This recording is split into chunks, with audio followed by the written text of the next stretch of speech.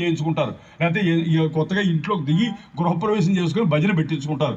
భజన సమాజం వారు డోలకు ఆరమణి తాళాలు అవన్నీ పట్టుకుని ఎడుతున్నారు అనుకోండి. అరుగుల మీద సంఘాలని చెప్పానుగా, అరుగుల మీద కూర్చున్నారు వాళ్ళు. ఎప్పుడు భజన రాదు వాళ్ళకి, ఎప్పుడు గుళ్ళోకి వెళ్ళిన బాబత కాదు. ఓ వారం లేదు, పూజ లేదు, దేవుడు లేదు, దండం లేదు, ఏం లేదు, గోవిందాన లేదు, రామ లేదు, కృష్ణ లేదు. అరుగుల మీద మాత్రం కూర్చొని వెళ్ళి వాళ్ళకి వచ్చేవాళ్ళకి పేర్లు ఎడుతూ ఉంటారు కదా, రకాలు కొన్ని ఉంటాయి ప్రతి ఊళ్ళోనూ. ఈ ఊళ్ళో లేరు అలాంటి ఈ ఊళ్ళో అంతా మంచివాళ్ళు స్వామి సార్. అంచేత ఏమిటి అంటే ఆ భజన సమాజం వారు అలా వెడుతున్నారు అనుకోండి.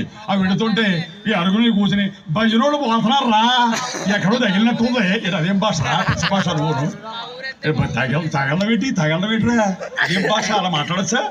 భజన సమాజం, భజన సమాజాన్ని గౌరవించాలండి. ఎత్ర గాయంతి మద్భక్తాః తత్ర తిష్ఠామి నారద అన్నాడు. వైకుంఠంలో ఉన్న విష్ణుమూర్తి ఏమన్నాడంటే, నారద భక్తులందరూ నేను వైకుంఠంలో ఉన్నాను, విష్ణుమూర్తిని లక్ష్మీదేవి దగ్గర ఉన్నాను అనుకుంటున్నారు, వెర్రాళ్ళు కాదు.